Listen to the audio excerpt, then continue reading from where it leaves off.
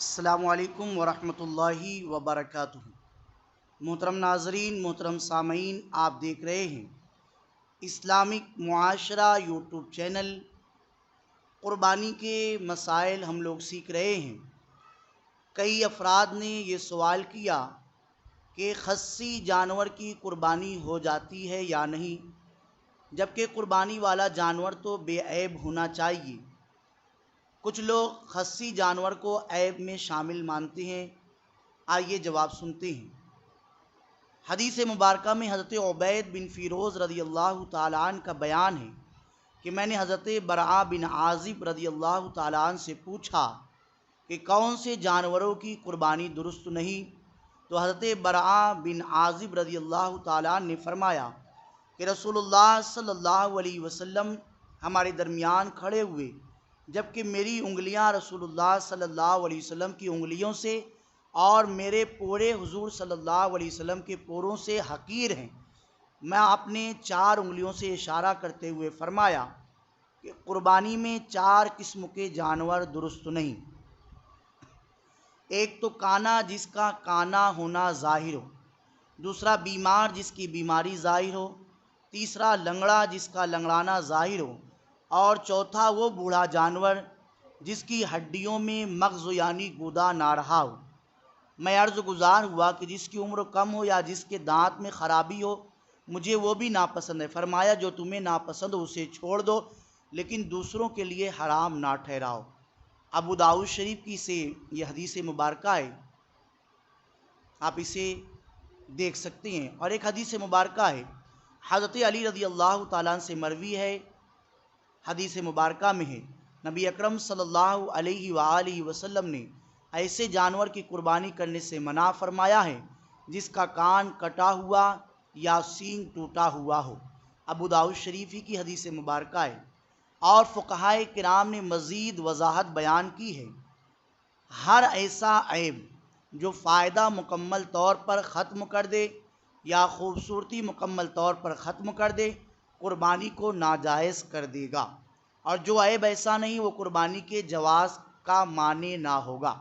پھر ہر عیب جو امیر آدمی کے حق میں قربانی کا مانع ہو، برابر ہے کہ اس نے جانور ویسا ہی خریدا تھا یا خریدتے وقت تو عیب سے پاک تھا، پھر اس عیب سے عیب دار ہو گیا، اس کی قربانی کسی طور پر جائز نہیں۔ اور غریب آدمی کے لیے ہر صورت میں قربانی جائز ہے۔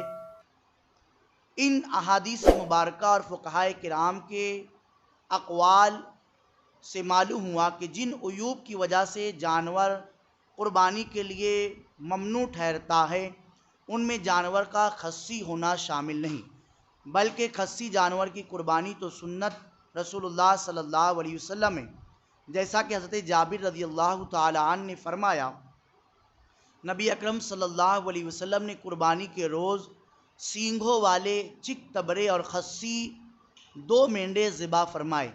جب انہیں قبلہ رو کیا تو کہا بے شک میں نے اپنا منہ اس ذات کی طرف کیا جس نے آسمانوں اور زمین کو پیدا کیا ہے۔ یہ کام حضرت ابراہیم کے طریقے پر ہے، ایک خدا کا ہو کر، اور میں مشرکوں میں سے نہیں ہوں۔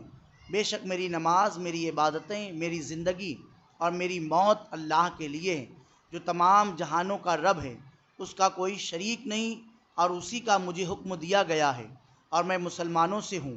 اے اللہ، یہ تیری طرف سے اور تیرے لیے ہے، محمد اور اس کی امت کی جانب سے، اللہ کے نام سے شروع، اور بہت بڑا رحم فرمانے والا۔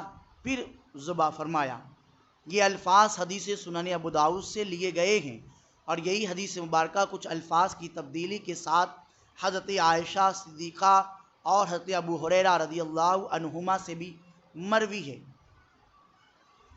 اور فتاوی ہندیہ میں ہے کہ جس جانور کا آلہ اور خصیہ کٹا ہو، جو جماع سے عاجز ہو یا جس کو کھانسی آتی ہو، ان جانوروں کی قربانی بھی جائز ہے۔ ان تمام باتوں کی روشنی سے اور ان تمام چیزوں سے یہ ثابت ہوا کہ جانور کا خصی ہونا قربانی کے لیے عیب شمار نہیں ہوتا، اور خصی جانور رسول صلی اللہ علیہ وسلم بھی ہے، اور وہ جانور جس کی خصی کر دی جاتی ہے وہ بدبو بھی نہیں مارتا، اور اس کا گوشت بھی بدبودار نہیں ہوتا، اور وہ فربا اور تندرست بھی ہو جاتا ہے اور اس کے گوشت میں مزید لذت بھی آ جاتی ہے۔ اور ان تمام مسائل سے بھی یہ بات واضح ہو گئی کہ خصی کوئی عیب نہیں ہے، اور ایسے ہی جانور کی قربانی سنت رسول صلی اللہ علیہ وسلم ہے۔ مزید آپ اس کی وضاحت چاہتے ہیں تو ڈسکرپشن میں پورا اردو میں حوالے کے ساتھ لکھا ہوا ہے، اور واٹس ایپ نمبر بھی ہے، آپ اس پر میسج کر کے مزید معلومات حاصل کر سکتے ہیں۔